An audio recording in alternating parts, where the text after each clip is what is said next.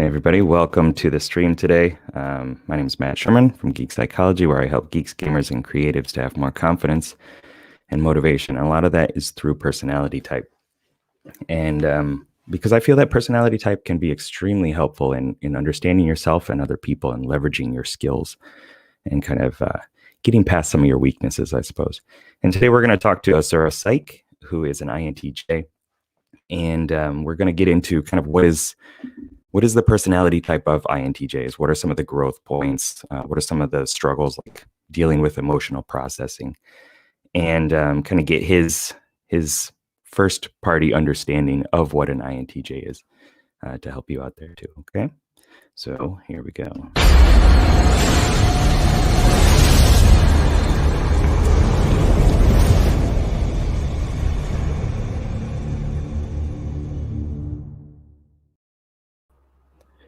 All right. Hey, what's up, Chris? Hey, how's it going? Pleasure to be here. Good. Yeah, thanks for joining. I've been watching your channel for a while since you got started with it, and I find your explanations very very well explained, first of all, but easy to grasp and kind of giving insights that are deeper than most people do with their explanations. So I really appreciate the content that you bring out. I always joke, I tell people that one of my inspirations for starting my channel was I really liked Michael Pierce's channel, but I didn't want to watch a 30-minute video. So I was like, oh, can I do it in 10? I was like, can I kind of bring these things and just quickly explain them? Yeah. That's how I got started too. It was one of the OGs of YouTube content for it, and I was always like, yeah, this is really good, but I kept falling asleep. It was just like it was too in depth for me. For those TI types, they're happy with it, but my TE is just like, no, okay, we gotta speed along. Yes. It was usually when I would start fantasizing about different characters and stuff like that, and kind of doing it my own way. So that's great. I think whatever way people get into making YouTube content, expressing themselves, or delving into personality type, I think whatever happens, I think that is awesome. As long as they get in, as long as they get through that on-ramping phase where there's just like, there's so much I don't really understand anything going on, into okay, I'm starting to get it, I'm starting to get some growth from this, or identify aspects of myself. Those cognitive functions can seem like a really large tower you have to climb over, and then in reality it's not that bad. Like, you learn the functions and then you're almost kind of halfway there. Yeah, it's like there's a Bruce Lee quote that I'm going to butcher, so I'm not even going to try it, but I'm going to summarize it. Basically, like when he started, a punch was just a punch and a kick was just a kick, and then he learned all these different techniques and everything like that, and he kind of flayed it out, all this other stuff, and then eventually he kind of got back to a punch is just a punch, and a kick is just a kick. And I feel like I've gone through that with my journey of understanding personality type and cognitive functions too. I like that. That's a good explanation. I wish I could claim it, but Bruce Lee. Cool. So, you want to, sorry, we kind of jumped right into that, but do you want to introduce yourself, or let everybody know what's going on with you? Yeah, sure. Hey, everyone. I'm Chris. I run the YouTube channel AsuraPsych. I am a certified MBTI practitioner. I'm a psychology graduate student a graduate student of psychology who's aiming to be a clinical psychologist. I'm not currently enrolled in a PhD program, but that is my goal. I work with people in coaching and personality assessments using the MBTI assessment and just general Jungian theory. But other than that, that's kind of me. Awesome. What's your intention with clinical psychology, if you mind? So I'm actually interested in working with kind of dissociative disorders like schizophrenia and personality disorders, which I think is kind of like a cousin to personality and personality theory. Yeah. I'm personally very interested in more severe mental illnesses. But I think personality type in general is so useful and applicable to kind of everyone who doesn't have some severe mental illness. That's why I think it's so great to study and talk about and learn. Yeah. There's so much, I think, potential with at least just the acceptance that there are different approaches to understanding reality and making decisions and doing all these other things, right? And that creates a lot of space for other people. Mm-hmm. And that self-understanding is, you're creating space for yourself as well. When you can start accepting this is just the way I do things. This is how I'm wired. This is the character that I naturally play. Then it really kind of loosens things up, and I think you can begin to make changes. So cool. So we're going to kind of just the general flow of this. I'd like to get into the cognitive functions within the INTJ. Before that, maybe just like a general overview of what is an INTJ, what is life like kind of for an INTJ. And then we can kind of break it down. We can go through the different functions and talk about some of maybe the struggles, the strengths, the weaknesses, those kind of things. Is that cool? Yeah, sure. All so, right. And well, what am I doing first? First, I wanted to just mention, like, to everybody, my internet, I don't know what's going on, but hopefully it's good enough. And yes, if you guys have any questions, as Rogue Robot Studios said, if you have any questions, just put them in the banners and we'll go through that, as we can. All right. Okay, I see the comments over here now. Okay, sorry. It's hard if you just keep looking. Yeah. Okay. So just, can you kind of maybe give a brief explanation of what is an INTJ? I know it's kind of a broad, big question in many ways. But so INTJs and just kind of IJs in general are kind of a weird type, in my opinion, or weird groupings of types, because a lot of the times I think they get misrepresented as being kind of more harsh or like aggressive or go-getter than maybe they actually are. Because, if you follow cognitive function theory as an INTJ, we're an intuitive dominant type, a perceiving dominant type. But, we have that secondary extroverted thinking, which can really kind of push and make change to what it is that we're doing. But a lot of the time in my life, I've been described as someone who's very relaxed, like the word like Zen-like has been used. I don't have like any temper. It's very hard to get me, realistically or, legitimately angry. And for me, it's just because I try to take things from that like perceiving point of view where it's like, oh, I'm just taking in these perspectives. I'm not holding them to myself. I'm not, they're not becoming a part of me, or my opinion is going to be formed too heavily around them. Unless I get to that point where I'm really excited or interested, or it's very personal to me.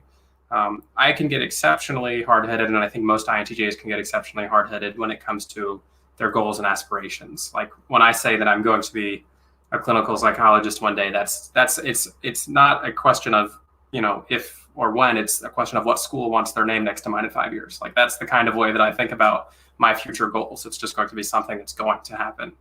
And that's the kind of area where I'm really hard-headed in life, and I find that with a lot of INTJs. But in other areas in life, I find that I'm relatively relaxed, especially when it comes to, like taking charge or other things. Sorry, I went on a little bit of a ramble there, but overall, I think INTJs are pretty future-focused. They can come off as very stern or aggressive at times, but I think once you get to know them, they're a lot more relaxed. Cool. Yeah, thank you. Thanks. There's so much within that I want to like unpack and double click on and kind of go into. But the first one is that kind of balance of being a perceiver dominant, right? You're taking in information. Your goal is not to assess it and to shape it or anything like that necessarily. It's to bring it in. But then you also have it, paired with your auxiliary function, which is creating these goals and trying to arrange the systems to get to where you want to be. Right. So I imagine that's kind of like, an interesting back and forth to deal with, I suppose. Like for me, I definitely I'm following my conscience and my values and all these other things, but there's this push to just explore, spontaneous, whatever happens outside. But yours, that exploration is more of an inside thing. Yeah, I am very much in the same way, someone who likes to explore interesting ideas and things of that nature. But for me, I can get really focused or latched onto a single thing at a time. I'm really bad about having a super obsessive hyper habit or hyper interest for 2 months at a time, where that's my whole life. For 2 months, this is me. I'm going to go out, I'm going to buy a t-shirt because I enjoy it so much. I'm going to buy all the things related to it, and then I'm going to drop it and be like, all right, I've kind of completely gone through this entire thing, and there's nothing left for me to glean from it. On to the next thing. And I kind of just go through stages where I have these little hyper obsessions of things that I'm really, really interested in. Okay. That's interesting. So can you, I'm trying to make sure that we kind of follow a general structure with this. Yeah, that's Can fine. you explain introverted intuition, from your perspective? So like within the RPG model that I use, I call it the visioning mystic. Mhm. Um, this is that long range foresight, kind of, prophetic or mystic nature, like seeing how things are going to coalesce, following the symbols and things like that.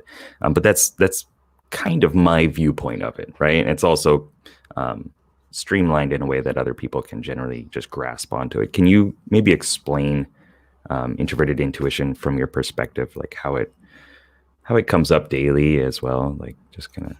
Yeah. So a lot of the times I like to describe, and this is going to depend a little bit the way I explain it. It's going to be different for other INTJs because I'm a very visual thinker.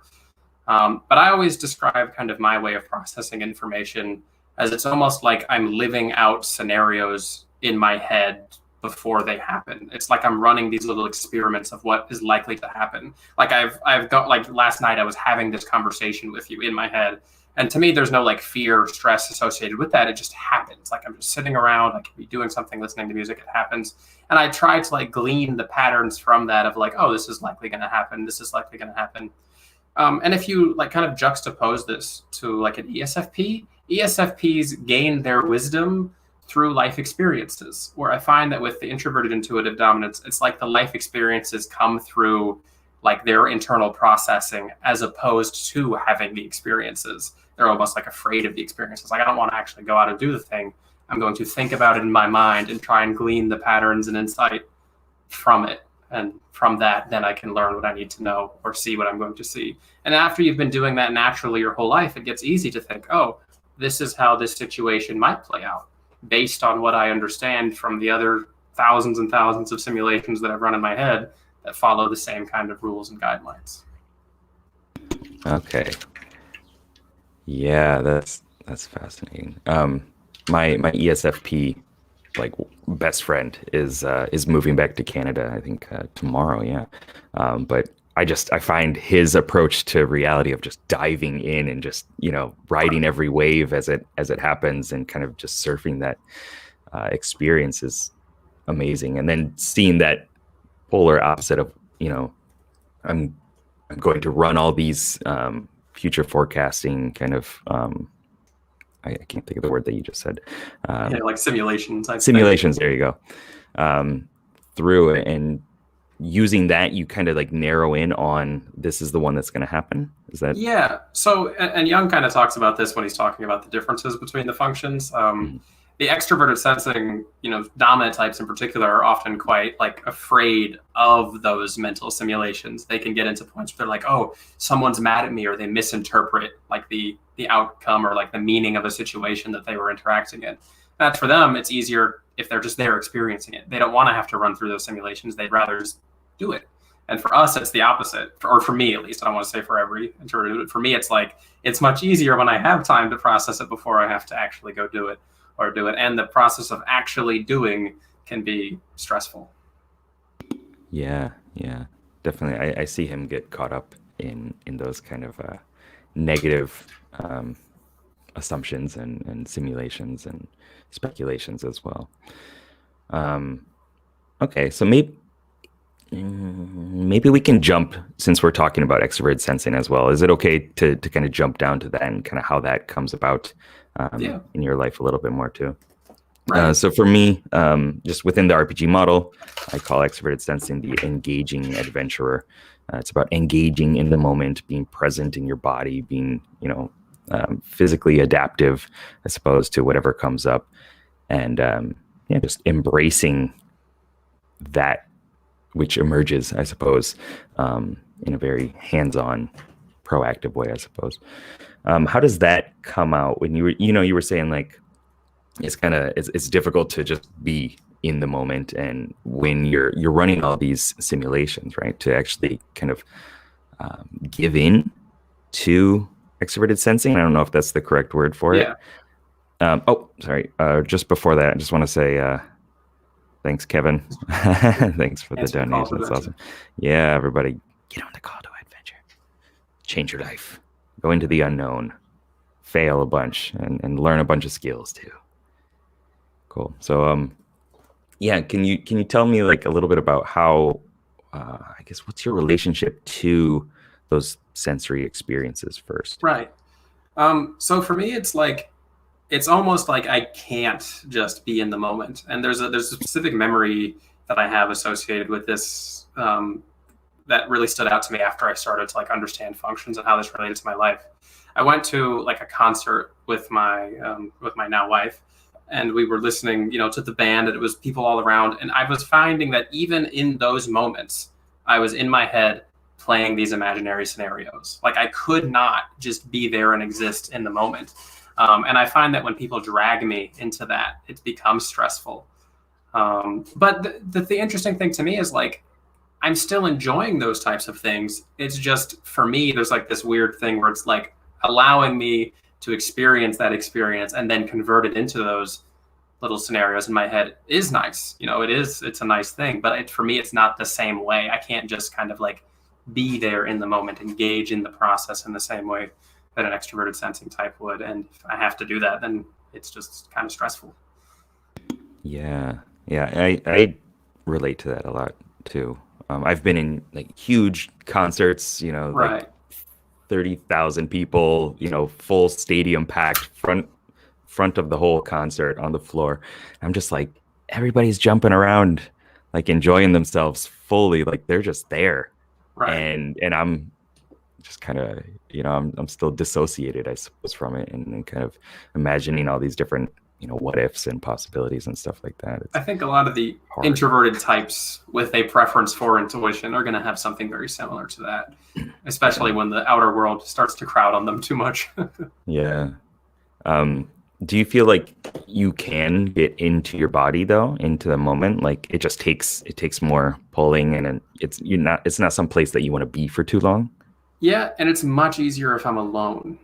Like I like to work out. You can see probably the plastic sword behind me. I love swordsmanship, and that's kind of my little SE guilty habit there. Sure. And I can find that it's easier for me to kind of get out of that mind state and engage more in the moment when I'm doing something along those lines, where I'm just doing something that I enjoy in the outer environment.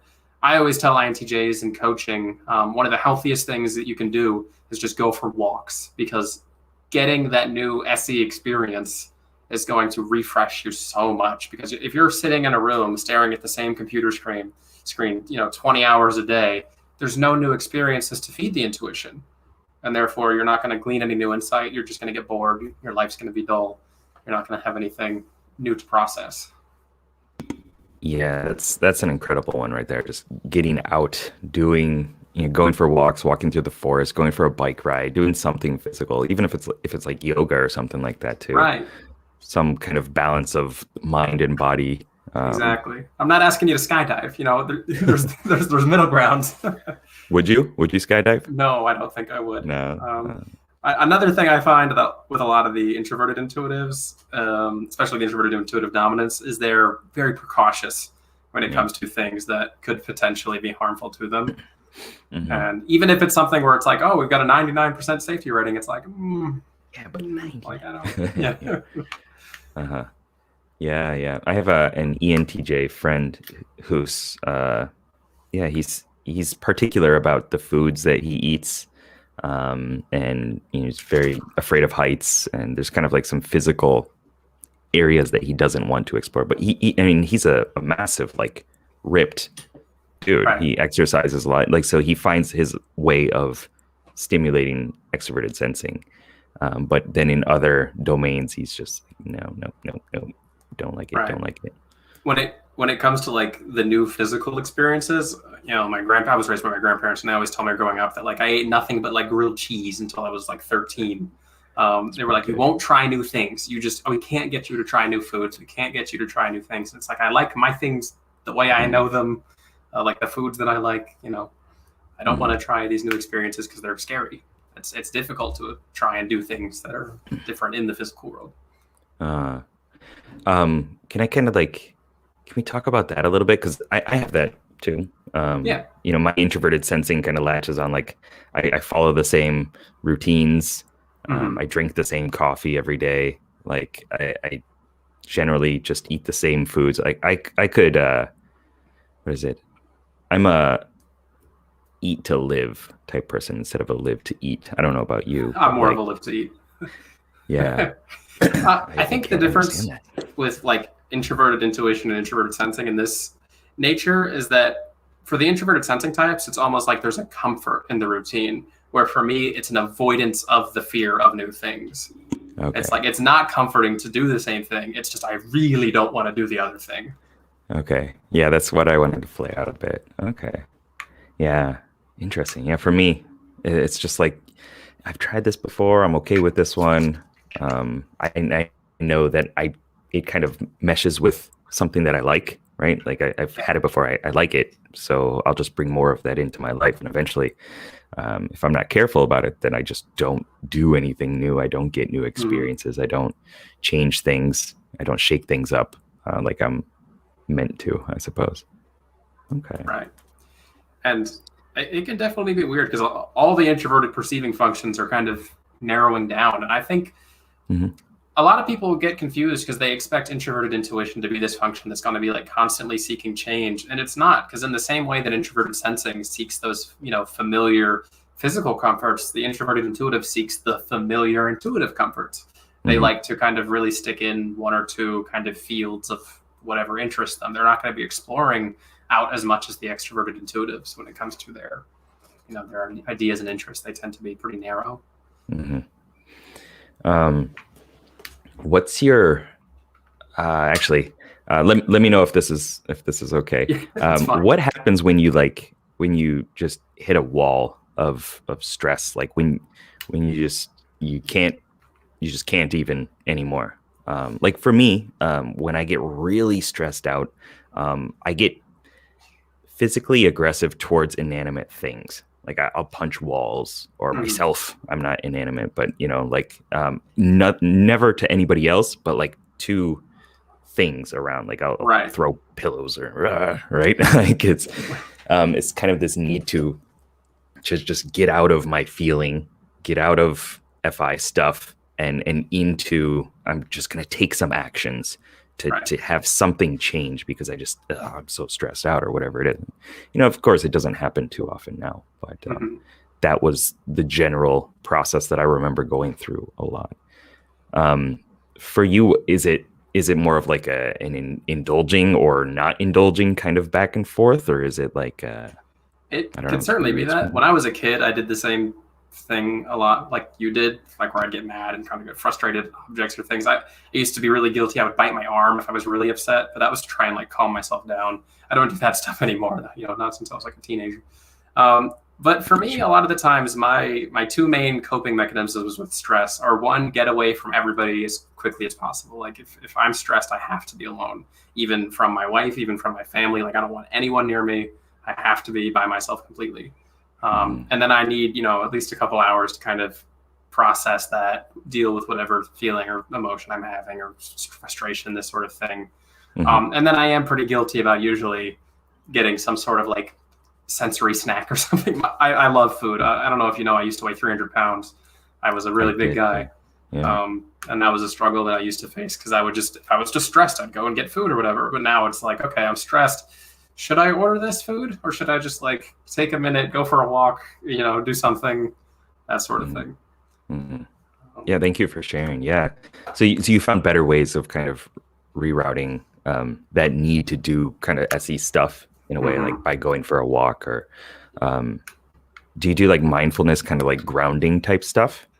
So it's really fascinating that you bring this up because I was just having a conversation about somebody with this. I've recently been experiencing some health issues, like not like anything major, like digestion issues and stuff. And I found that because these issues are in the sensory, it's like the most stressed I've ever been. Like I've been having like Mm, anxiety that I don't usually have, which is really weird for me. And it's like, oh, it's because I can't control the sensory. Like I can right. control everything else. So it's like if I have a stomach ache, there's almost nothing I can do about it. Mm, And when it comes to like grounding techniques, it's almost like it makes it worse for me because I tried that where it mm. was like, okay, let me get into my senses. And then I tried to get into my senses and it was like, no, I'm trying to get away from that. Like, I don't want Yeah. to feel what my body's feeling. I don't want to recognize what I'm noticing. Right. But that was just me, and that might be unique to my like specific issue that I was facing. Sure. Because I was having digestion issues. But Sure. Interesting. Yeah, I mean, like with me as well, when I get stressed out and stuff, I know I need to do more TE kind of processing. Like I need to kind of get out of my feelings, push them to a side, say what am I trying to accomplish here? Like what's my goal and how do I get there? Right. And in the way that hopefully is not going to negatively impact, another person or anything like that, right? Like still honoring the individual aspects. But when that's happening, that's the last thing I want to do. right. To have that presence of mind and say, okay, this is what I need to do. I'm going to take these steps. I'm going to take these actions. Is Right. like usually the farthest thing from my mind. It's just like I need to honor this feeling or whatever it is, or like I'm being stepped on, metaphorically, and I need to deal with that. Okay. For me, So, oh, sorry. I was just gonna say, for me, I find that like if I'm really stressed, I try to make sure that I'm being like aware that I'm not messing up in the extroverted sensing way. Like, okay, I'm not gonna screw up, or I'm not gonna order this extra food, or I'm not gonna do something stupid physically. And then I try to do kind of like the healthy middle ground where I'll try to maybe do something extroverted thinking. Like, all right, let me sit down and do some work. Because then you get out of your primary way of thinking, but you're not all the way back in your repressed function. You're not all the way, in this real stress area. So for me, just like sitting down at my computer and doing some editing on a video or something can really clear my mind if I need to. Just getting out of my head for a few minutes. Sorry, I had to clear my throat. Yeah, that's something that I think we can kind of bounce to right now is the auxiliary function. And also, you made a video, I think it was recent, about feedback loops, right? Yeah. And for all of us introverts specifically, I believe that like taking those actions are so necessary, and then having the presence of mind and the acceptance that like it's just information, right? Whatever happens, I'm gonna just deal with it. It might be a complication, might not be exactly what I wanted to have happen, but it's just feedback, right? It's not about me specifically or whatever it is. And then taking those actions to be at cause and change, the world, change your world, whatever that is so important for getting out of stress, as well as making growth, steps towards growth anyway.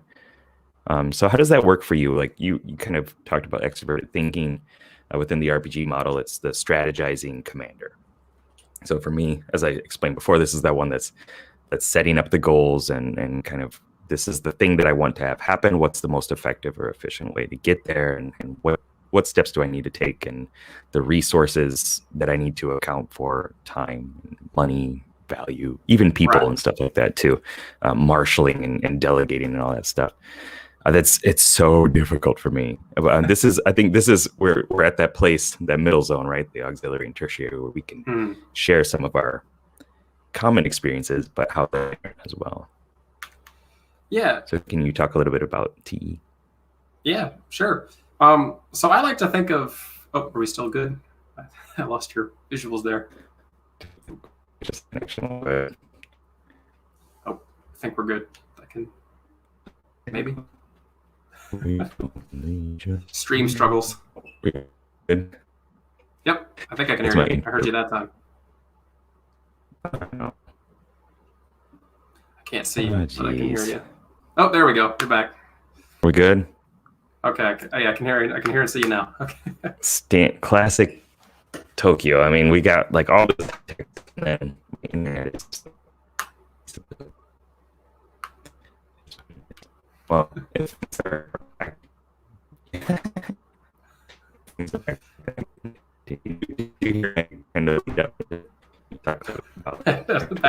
back to a little bit robotic.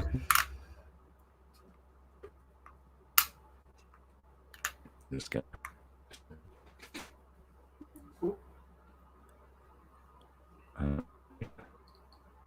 talk. the the uh, the, the buffering.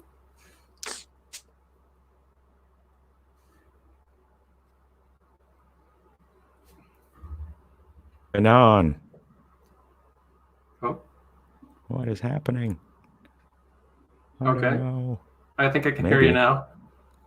I've kind of heard you and seen you the whole time, so I'm just Okay, so like confused. As you to just what's hit like happening. a freeze frame wall, and I heard like ooh. I think we're back to normal though, because I can hear and see you again. So Okay. Apologies, everybody. I don't control the Wi-Fi yet. internet happens. I'm back. So yeah, I'm back in 3D. Yep. Yeah. TE. What's TE. that? Okay, yeah. Yeah. So where was I going to go with that? Oh yeah. So I like to describe TE for me personally is almost like my sword. Like it's this thing that I keep at my side, and then when it's time for it to come out and do something, or I need to get an objective done, or I actually have to like get something out of my way, TE comes out, and now we're going to battle. And then after battle's over, it goes right back in the sheath. And for me, it's just because like TE isn't a way of living; it's just my kind of way of dealing with problems and dealing with situations. I like to think of myself as a relatively good problem solver. I'm not the best problem solver when it comes to like people and emotions, this sort of thing. But when it comes to like those practical problems, I tend to be pretty good at helping people get through those types of things, offering advice. I'm very dedicated to getting specific things done when I want them to be done. But unfortunately, because I don't live TE, it doesn't extend much out beyond my personal kind of like FI interests. So I have a buddy who's an ENTJ, and he kind of maximizes everything that he does. Like everything that he's interacting with has to be the best, the most optimized way to do it. And for me, it's like I got straight A's in college, and the rest of my life is kind of like falling down a little bit around that. But at least I got those things done as strategically as I needed them to be done. Right. Okay. Yeah, that definitely makes sense. I have a very good ESTJ friend as well as that ENTJ friend that I was talking about, and I would imagine they have a different relationship, with it. So yeah, I found it fascinating that you called it your tool or your weapon, right? Yeah. Like, because I've seen my extroverted intuition as that too. It's not necessarily like me, but it's this way of like augmenting my Right. FI, right? For me, in my mind, and we'll get a little geeky here. It's like I'm healing with introverted feeling, and then NE is giving it the ability to like healing wave and like bounce off and heal other people like kind of individually, Yeah. right? Like It kind of gives it expanding this the AOE options. expansion. Mhm. Right. Oh, that's cool. I like that explanation. That's just how my mind works with it. Okay. Yeah, that's good. So like, I don't when you're kind of I'm trying to figure out how to word this. So you have like an idea of how things are going to work out, and then you kind of bring in TE and say, okay, well, this is the direction that it's going, or I will be going. When you're talking about your graduation process and like where you'll be working and stuff like that, and then you bring in TE to kind of like chisel at it and make it actually happen. Right. It's like there's an end point, and like there's like as you mentioned, like chisel. It's almost like there's a big stone slab in front of me, and TE is just like carving the way, the best way possible to get to that one specific point that I want to reach. And I think because like, especially with the Gamma Quadra, like the NTJs and the SFPs, because there's both NI and FI, I like to think of this type as the most selfish future-focused types at times, because it's like, this is my personal goal for the future. And when it comes to that, I think that's why INTJs tend to be so stubborn about their personal future goals, because they're going to kind of do whatever they have to do to get to that future goal. But outside of that, you find that they're relatively relaxed and willing to interact with others and find the middle ground and all that, but not so much on that one or two things that they're really attached to. Mm-hmm. Yeah. Okay. Yeah, my brother-in-law's an INTJ. It's pretty hard for me to type people in Japanese, like because I don't hear the specific words that kind of trigger different, thoughts and stuff like that for me? I typed a young man from Japan once, and that was one of the hardest sessions I've ever done. I was just like, the cultural differences are massive. Yeah. It's like, I don't know exactly what to do about that. Yeah, it's hard. But kind of seeing how he processes life, and from our interactions, and his goals, and how he's creating his world. He's creating the stability in his world, the structure in his world. And he's got this vision, like, this is what's going to happen. I just need to make it happen. And I think he kind of like latches on to a lot of that in a very emotional place within himself, right? But he's like full out committed to having it happen. And it's really inspiring, like, to see how much you can do, see how much one can do in the world by having that conviction and taking those steps. It's like with the NIFI I mentioned, it's like, they have their very personal kind of future goals. And it's what's interesting is a lot of the times when I work with like INFJs in coaching or something, they'll have like these very NITI goals where it's like, I've had more than one INFJ tell me that their goal in life was to create some sort of like systematized, affordable living for people. Like they wanted this very like TI approach to the FE. Like, I want to help people with a future vision that is systematized and logical. And it's like, okay, that makes sense. Like, Yeah, that's cool. Didn't mean to branch off into INFJs there. Sorry. No, it's all good. We're just kind of chilling and talking. I see a question here. Can I bring that up and we can go into that one? Not ignoring you guys. We're just we're deep into this conversation. So that says, hey, I got a question for Asura. Yep. Do you want to read it? You want me to read it, or you can read it? You can read it. I'll read it. Okay. All right. How would you react when you get into real isolation? INTJs are known for their not needing other people. Introverts known for enjoying alone time.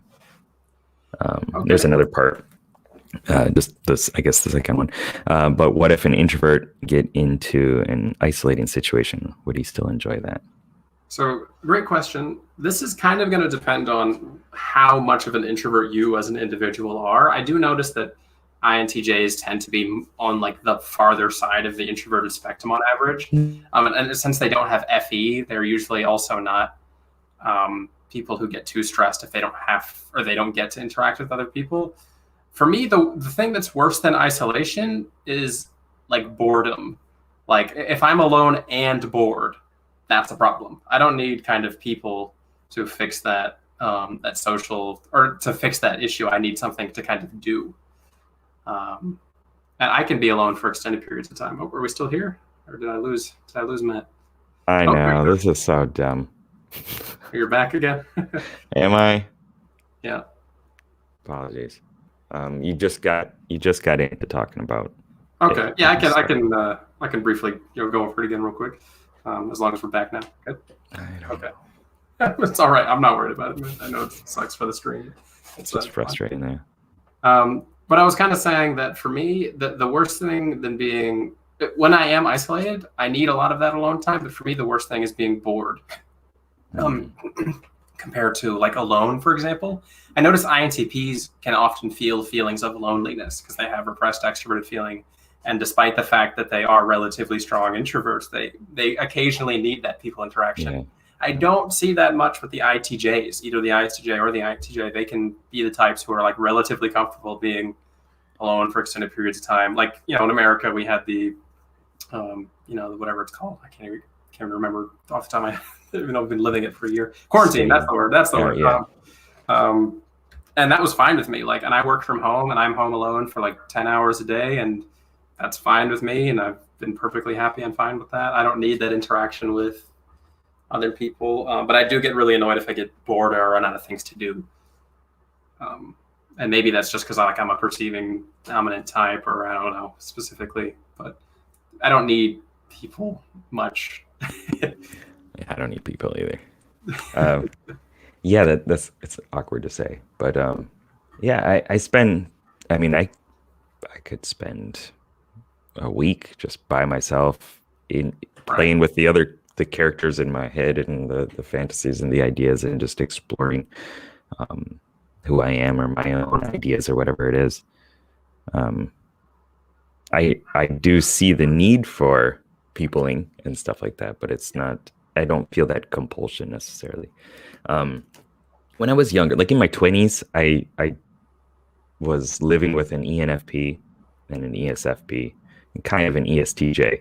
So just all extrovert stuff. And it was just constantly like training ground, getting me to go out there and explore new situations. And the ENFP and the ESFP and I went to the clubs a lot and stuff like that. But it wasn't like necessarily, for me, it wasn't about peopling. It was about like expanding my comfort zone, understanding that, how do I present myself into the world, understanding more about myself and stuff like that.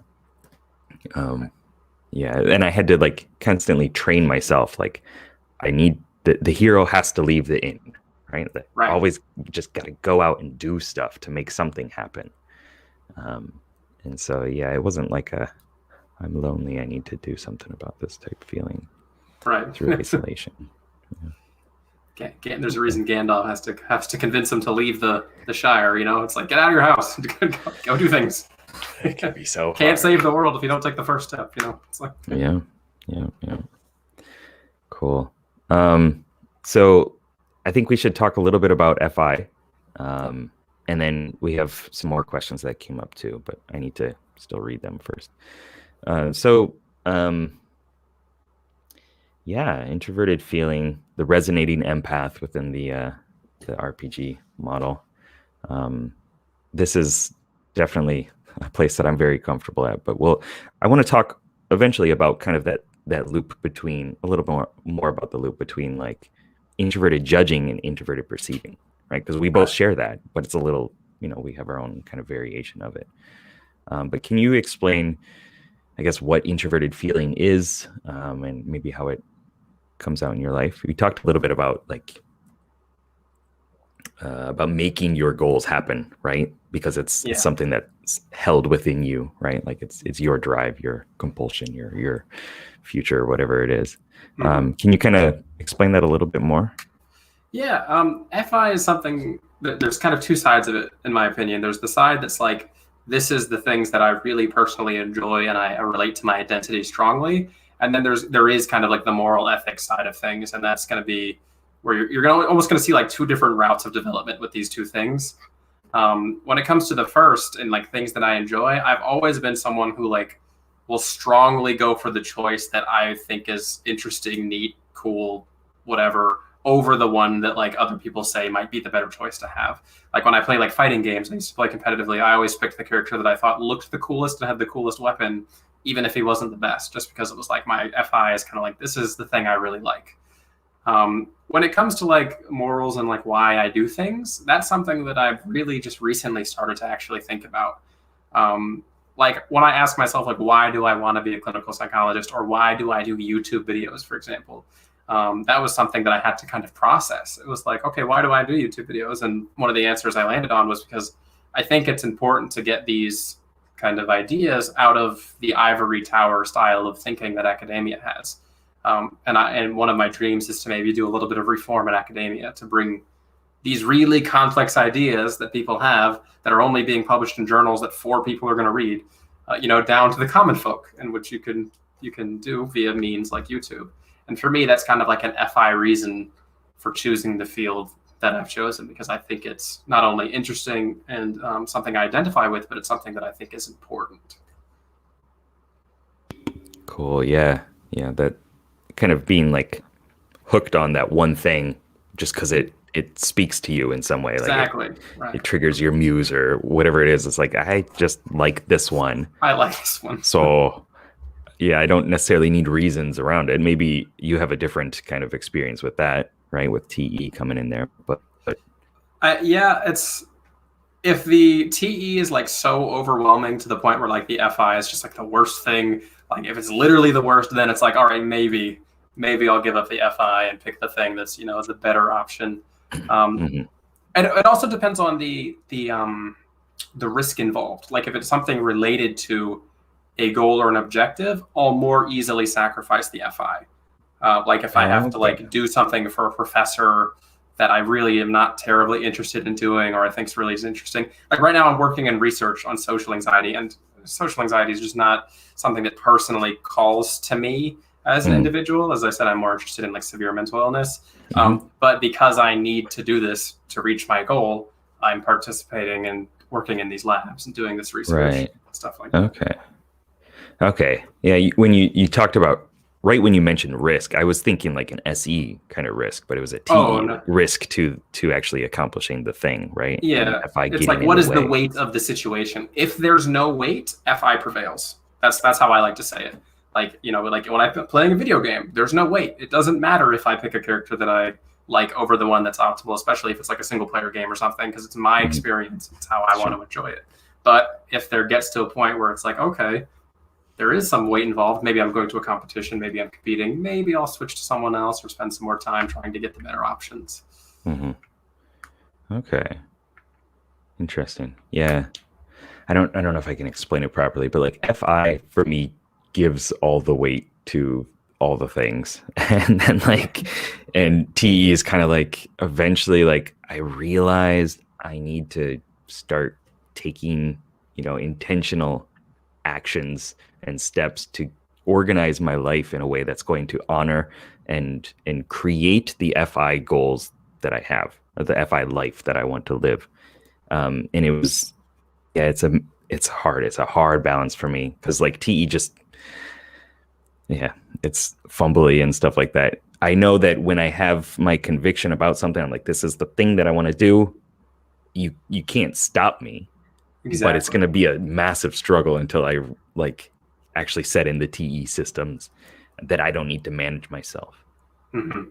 I always say that like the IPs are always going to be the ones who like spend the most time analyzing and thinking about either if it's like TI, like the logic of some system they're interested in, or the morals and ethics are what's interesting to them, but they're not exactly the best at implementing those things.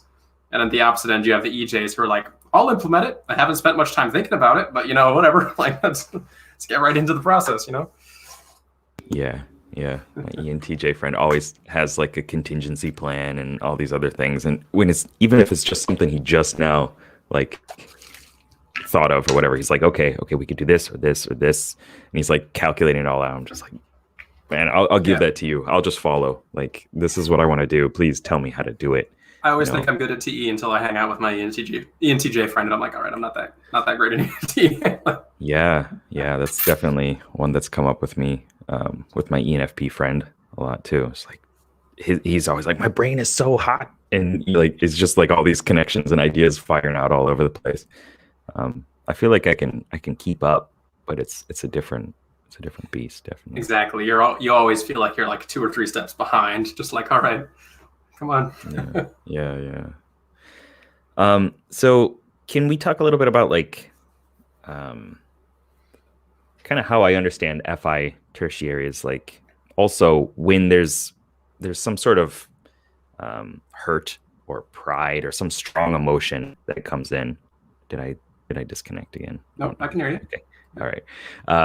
That it kind of like latches onto that, right? If you have like this idea that this person is lying or cheating or doing the wrong thing or whatever it is, like your kind of pattern recognition says that this is going to happen, you latch on to your like a strong emotion sometimes, and it kind of becomes immovable. I don't know if that is how it works for you, or I'm kind of clarifying. Yeah, I mean, it can be like that, like especially when it comes to like when you're thinking someone might have negative intentions for you or something along those lines. And it gets to the point where it's like, I always describe the NI-FI loop as kind of like running these little mental scenarios as like a safety measure to like make sure you're not going to get upset or hurt or emotionally distraught because of some person or situation. So it's like, if I have all of the things to say in response to this conversation that we're going to have, then I'm safe. Then I don't have to think about, or then it's not going to be stressful. Why experience the thing in the moment when I can have everything ready to do it? Yeah. And that can be an issue at times, but it's something that I have tried to work on at least. Okay. Yeah. Within my kind of model, introverted perceiving functions are protectors. That's kind of like the role that they play. And I see that as a lot of like, for me, introverted sensing, it's my bunker.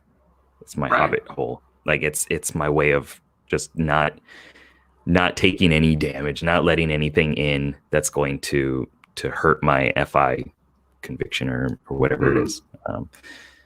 And for NI, I see it as like a long-term foresight type protection. Like if we see how everything could happen, if we have enough distance from it, if we can like see it from this viewpoint, this perspective or whatever it is, then we'll see what's going to come, what's going to happen, and we can thus protect ourselves from any kind of negative input, I suppose. It's kind of like a telescope versus like a wall. Like SI is like, if I just build a wall, why do I need to see over the wall? Why do I need to figure out what's going to go on over there? And then, the telescope is just like, oh, look at all the thing 5 miles away. We know it's coming. Like we'll figure it out. No, I don't look that far away. Definitely building the wall. Okay, so like in that sense, what would FI be for you if we're gonna kind of give a metaphor, kind of gaming thing? Does that make sense? Like SI for me is that bunker, the turtle shell, the hermit crab shell or whatever.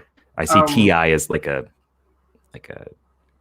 ice wall or like an critical ice bolt or something like that. I don't know what I would like manifest it as. You may have seen I did like a write-up on the video I did because I'm also interested in RPGs because I did the fantasy RPG video. I personally called FI wisdom, and I kind of relate it to like soundness of judgment, and where your personal judgments resonate with you and your beliefs and this sort of thing. I don't know how I'd relate it to a specific like thing though. That's interesting.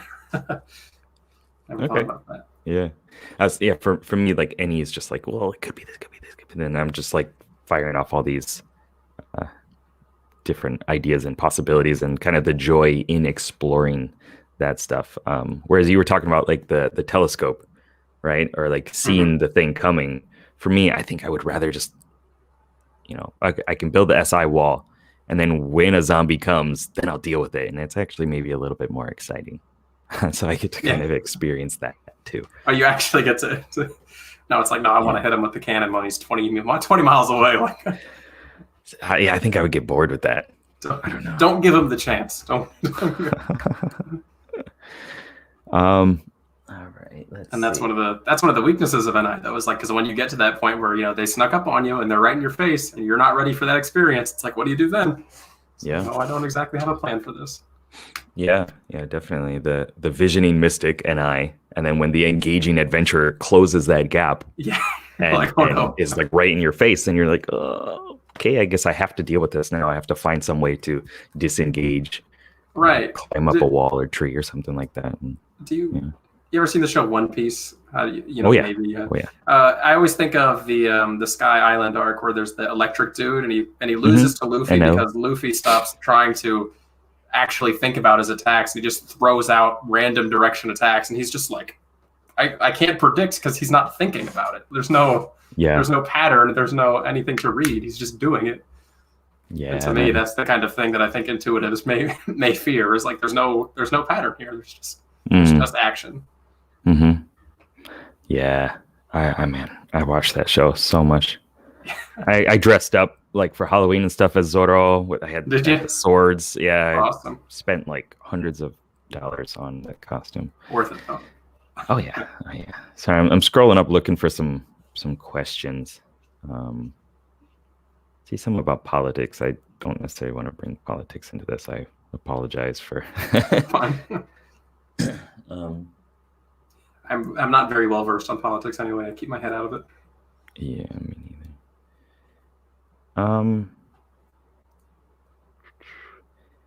neither. We got a question about NITI loop, but we can't really. That's for INFJs. Yeah. Someone said FI is your vanity equipment. Yeah. That's what FI is. It's how I paint my armor. Yeah. I see it as like a musical instrument, or it could be like a little trinket or something like that. Something of import. Okay. I guess I have another. Are you okay on time? Yeah, I'm good. I'm nothing scheduled for a long while, or nothing today. I mean, so forever. Okay. Can we talk a little bit about like relationships for INTJs? Yeah, In terms of like, I guess everything, but just everything. do you have to like, do you have to connect intuitively with somebody first and kind of see perhaps their TE value in your goal, or is it? I mean, I know it depends Yeah, on the yeah. circumstance and It's really everything going to like that depend on too. the person.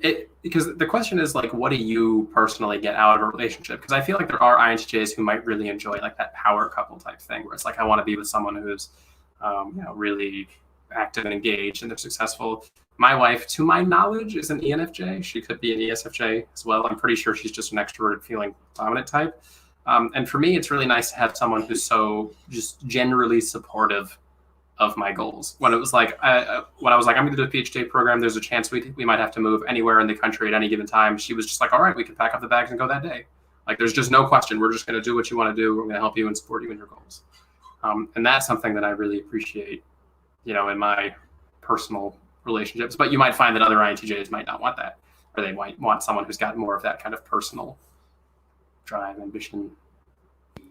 Yeah, no, I see that within my brother-in-law too, and his partner. I'm Okay. I'm and as I've said this before, I'm a little bit selfish with my future goals. And my wife said the phrase to me. She said, you're someone who has to do what you feel like you're going to do, and I don't think anyone could like stop you from doing that, or you'd be miserable if you were stopped. And I Hmm. understand that, and she appreciates that. Hmm. And I think that's, there's some meshing there because she's supportive, and I'm someone who just like I would feel chained down if I couldn't follow my pursuits. Hmm. So I have to be able and willing to do what I need to do. Okay.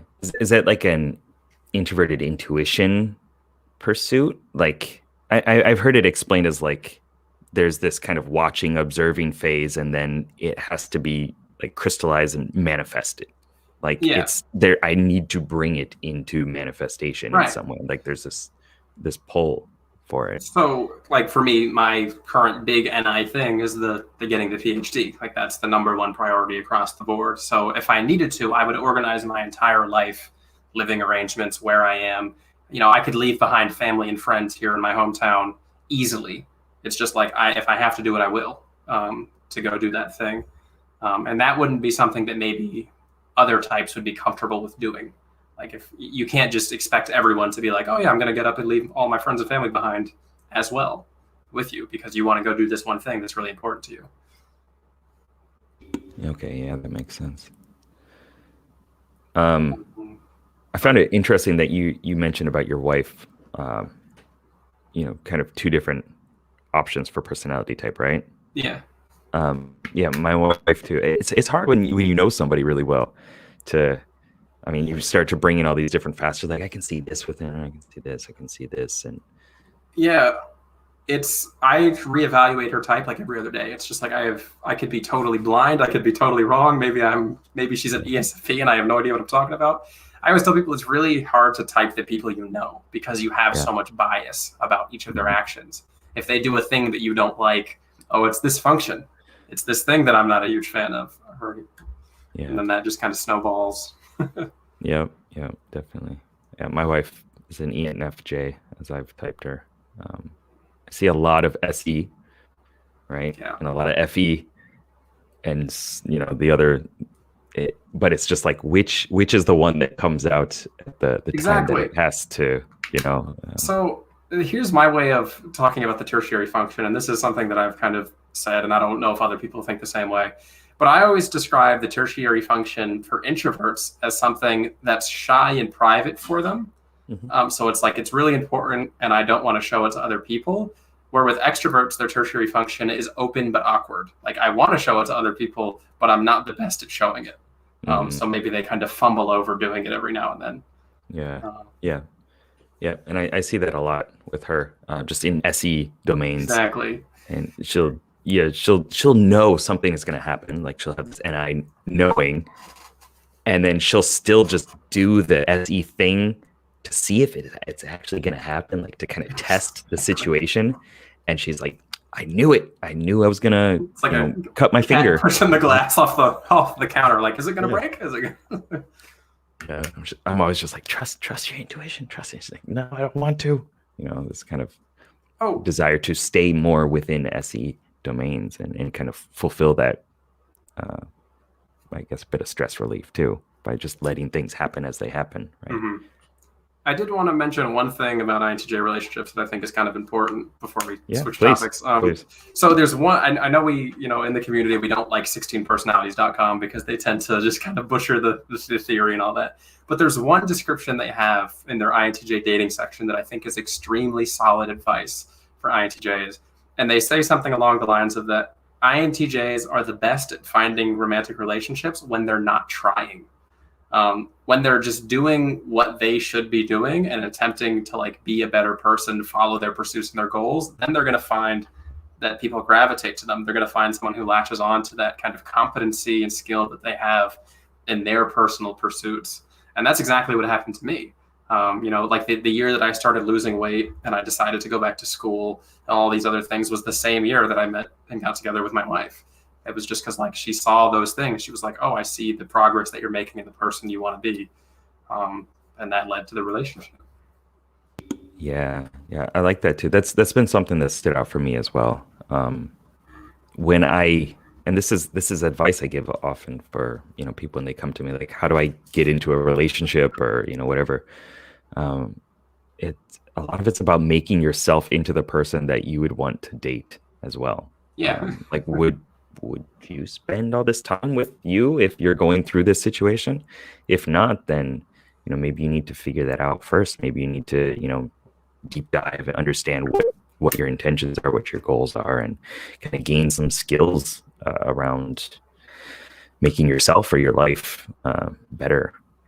And then when doing that, then you kind of bring a different version of yourself to the world, and other people see that and they can interact with that emergent you. Relationships shouldn't be like an escape for you emotionally. It shouldn't be like your way out of a bad situation. It should be you as a developed person meeting someone else who's also on the journey of life, and those two things creating something good. Yeah. I'm definitely like getting into a relationship with, I'm just going to offload all these emotions onto the other person and, not deal with my own stuff. Of course, that's not the conscious intention, but it doesn't need to happen. People, I feel that people just need to spend more time understanding themselves. But that's emotions, not my strong point. yeah, that's me. With that, we have a question here. FI child sits on feelings for days to weeks. Any INFP tips to deal with feelings? That's a good question. Sit on the emotion.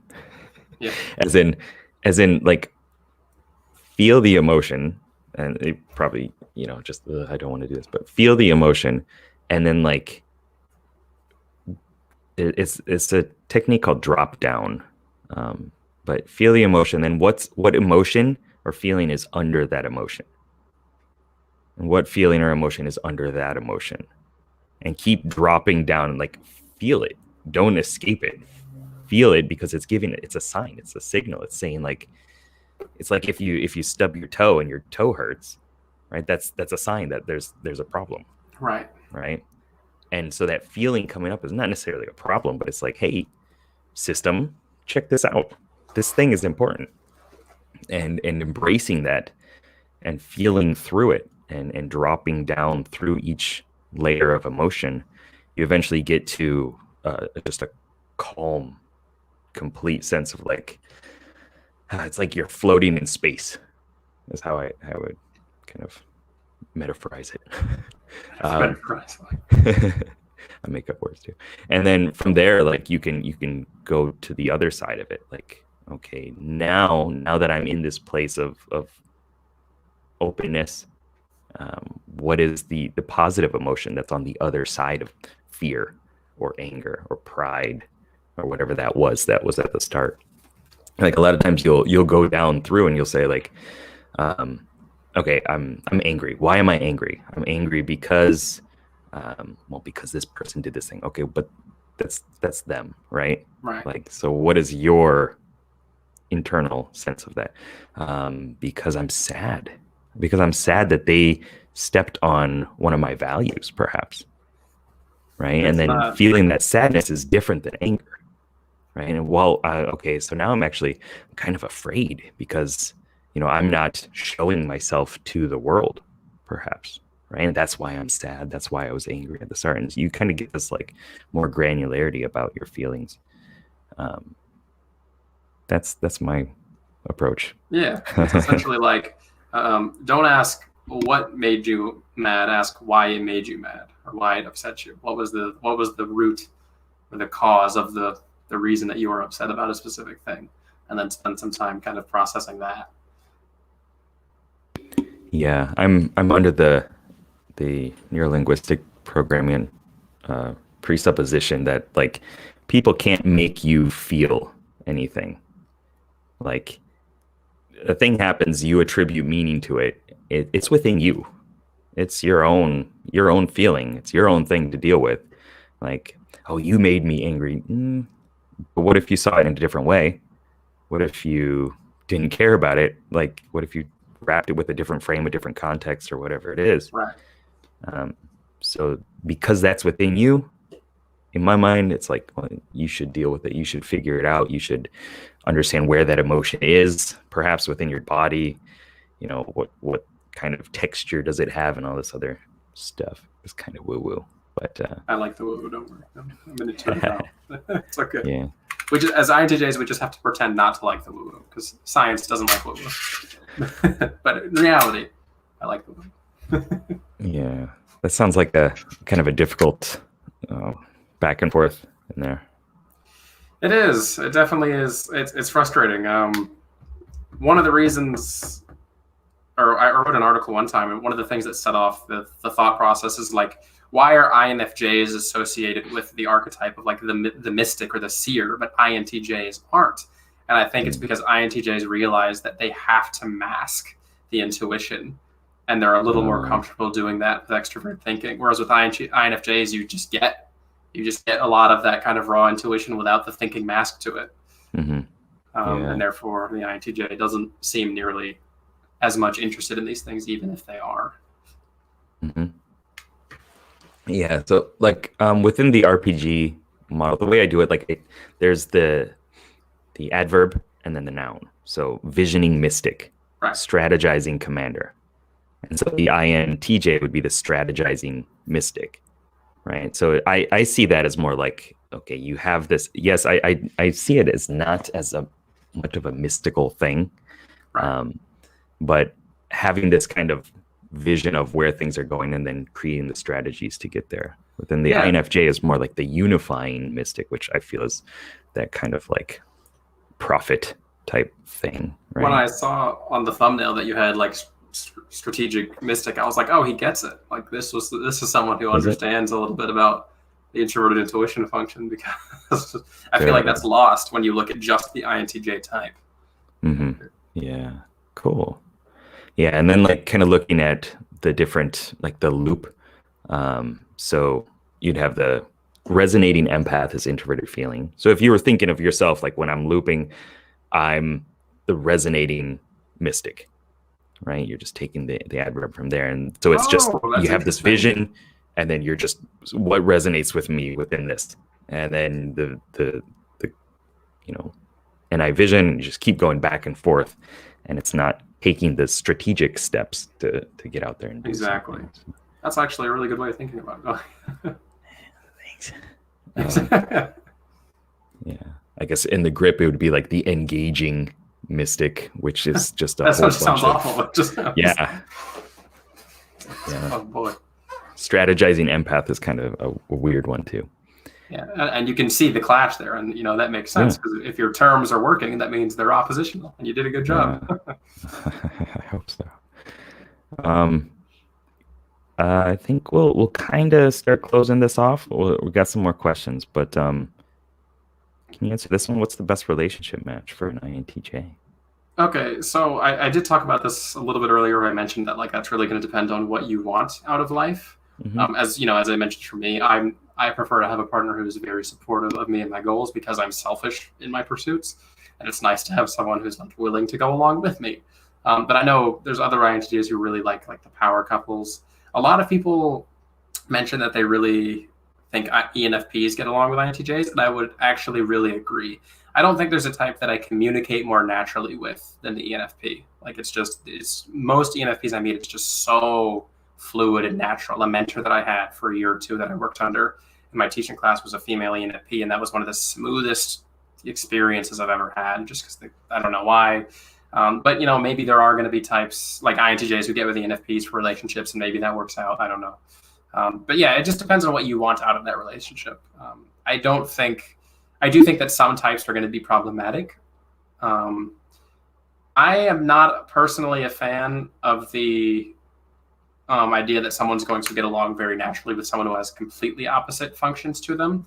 So the NTPs and the SFJs are usually like the one quadra that I'd be like, it's probably not going to work out it might, like if you really find some common grounds, but I feel like you're going to be conflicting on almost everything. Like there's not going to be much resonance. I'm sure there are people who make it work, but I do think that there's going to be more grinding gears there. As long as you have like one or two things to latch on, you're probably going to have a better time. But that's just my opinion. Don't take that to heart. If you really enjoy being with someone, that's really what matters. Sure. Yeah.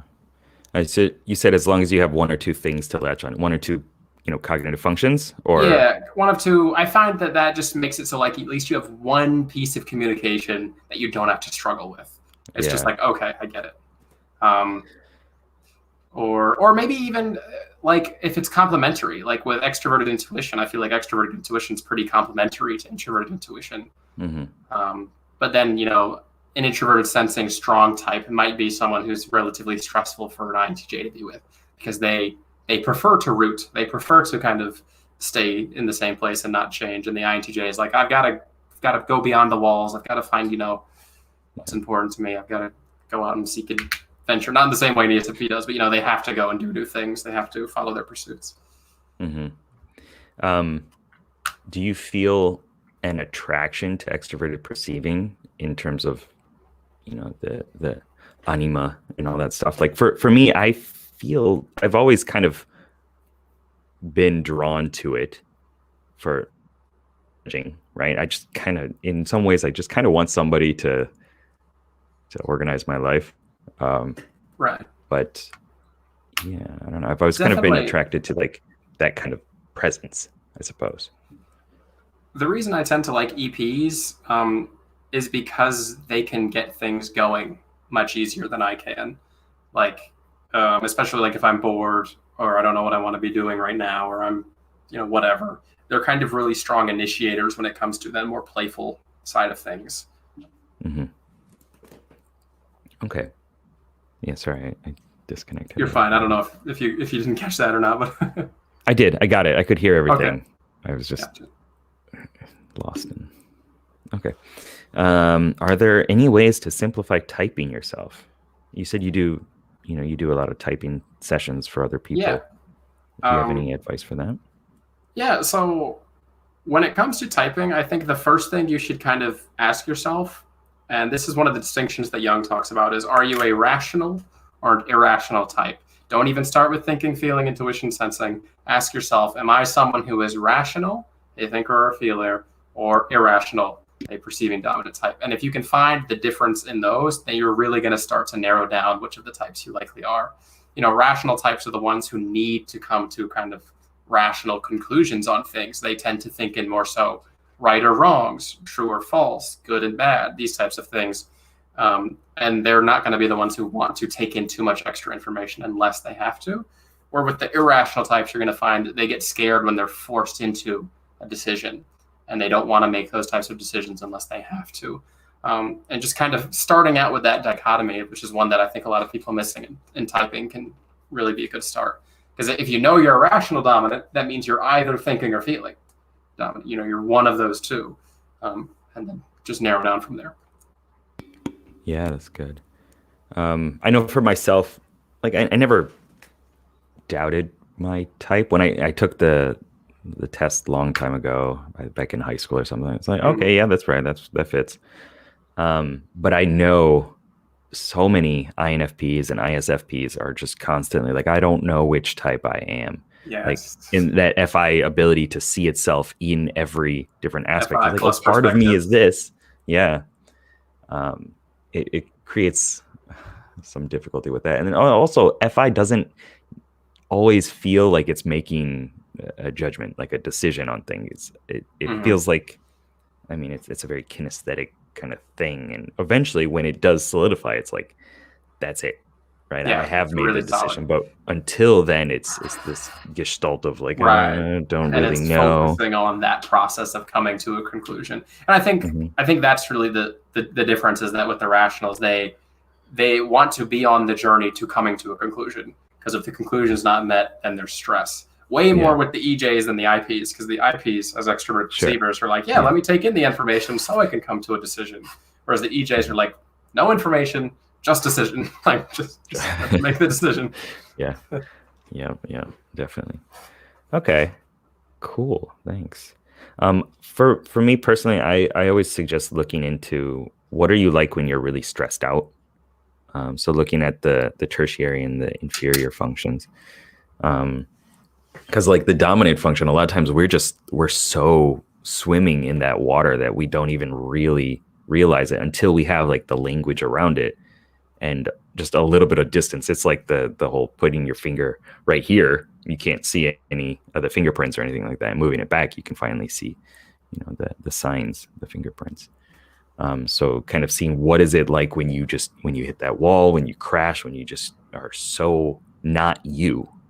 Right. And then looking into that as one way of kind of understanding, who you are, who you could be. That, and just kind of trying on a bunch of different suits. Like I'm maybe I'm an ISTP. I don't know. Okay, let's just put this on for a little bit and pretend, and if it feels right, then maybe. If not, IPs are guilty as heck about that, man. I tell you. Yeah. IPs are the ones who come to me in sessions more so than not, being like, I've been typed by 10 people. Like, I don't see that with EJs. I don't see the EJs like, oh yeah, at most I'm the like second or third person they've gone to. With IPs, it's like, I've been to everyone and gotten a million different opinions, and I'm still not sure on my type or my identity. Yeah. It's a rough one. And I think that itself is a sign, right? That's one way of looking at it. But like most people aren't necessarily privy to that information.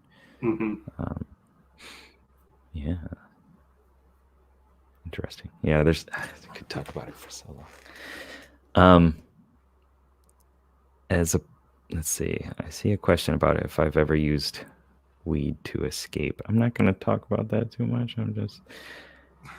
I like having control over my situation. I don't like doing things or putting myself into situations where I'm not fully in control of my actions. I have drank too much, let's say, and not been in a place that I wanted to be. Like I've done things and I've latched onto those as, okay, now I know I'm capable of doing that thing that I didn't like. So let's not do it anymore. So let's not do it anymore. But also it's now it's a part of my identity. Like I know that I'm capable of that. So that needs to kind of be in check, I suppose. Right.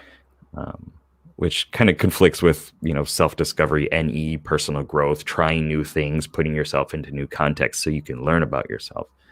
But it's, I don't like to lose control in that way. Same with my emotions too. When I was younger, I was all over the place, had no idea what was going on. But through that processing time, I was like, now I understand, and now I can control these things about myself, and life is a lot better for me. So we'll do one more question. Is that cool? Yeah, I've got time. Okay. As long as you want to talk. I do, but I don't want to just go on forever. I've got nothing going on, man. Cool. I appreciate it. Another question from Casey: is practicing the auxiliary supposed to drain you? So I have opinions on this. I actually released a video today kind of talking about this. If you're interested, go check out the channel. I'll link it below. So we're going to go into some like original young theory here for just a second. We'll come back out. So in theory, the extroverted or the functions that aren't in the same attitude as your dominant function are going to be draining to you in some sense, but they're going to be, oh, I'm blurry. I'm sorry. My camera unfocused. But they're going to be, Good. they're going to be draining in the healthy way. Your auxiliary function is, because I describe the auxiliary function as a bridge to the other side of your mind. So if you're an introvert, extroverted thinking is the happy, healthy little bridge that's going to be taking you to unconsciousness or extroversion. If you try to do extroverted sensing as an INTJ for too long, you're going to have a bad time. You know, Jung talks about in psychological types, the introverted thinking dominant type, the banker, and he tries to be happy and harmony, extroverted feeling because he wants to get along better with clients. And then he has a meltdown and yells at his clients. And it's like, you can't be who you're not. And you shouldn't waste a ton of energy trying to be that. What you want to do is be aware of that. What is the problems that will come if I don't tame this? And then try to work on your auxiliary function, even though it's going to be just a little draining. But at the same time, the benefits outweigh that drain so much once you really get to use it. And as I mentioned earlier in the stream, I think of extroverted thinking as my sword. So I pull it out, I use it when it needs to be used, I attack with it, I carve the path, and then I sheath it, and it's done, it stays in the sheath. And then, just that short experience of engaging in that function for a while helped me. And it doesn't have to be who I am. So sorry, that was a long tangent. Don't apologize. Awesome. That's what I want.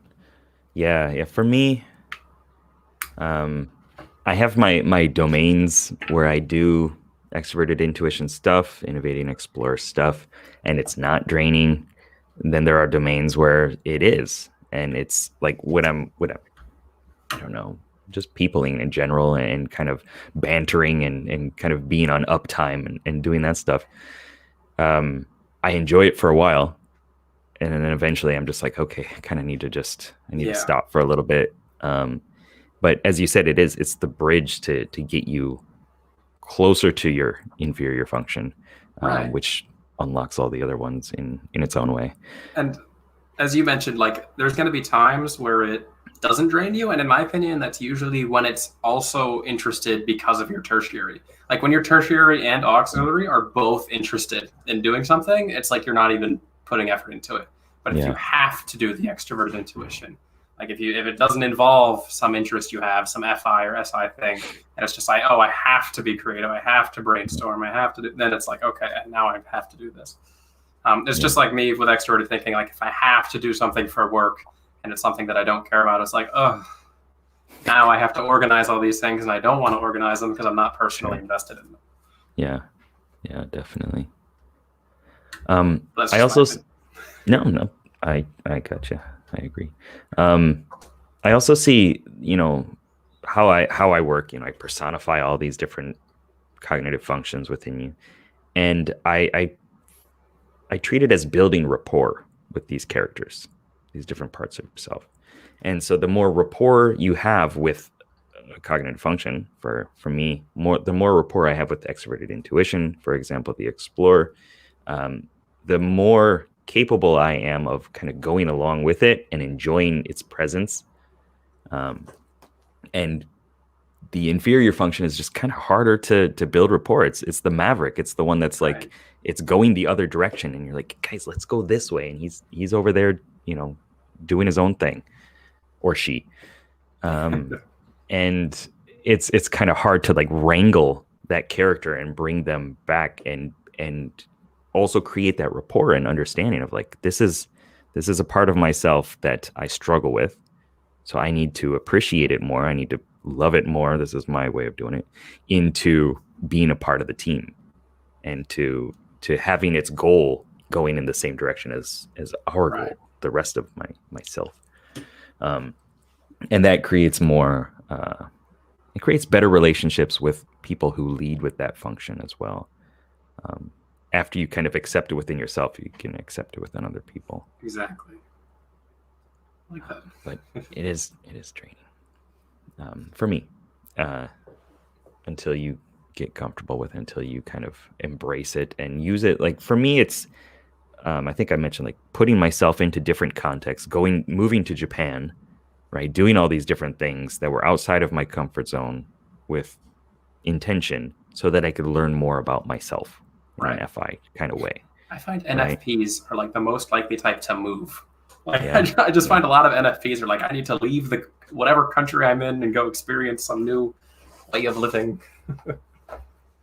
Yeah, definitely. I've moved a bunch of times, and I still would, but I have family ties, Right. which is The SI is there now. It's like, all right, yeah. time to build the wall. Cool. All right. Here, my daughter's awake downstairs too. It's about that time. It's about that time.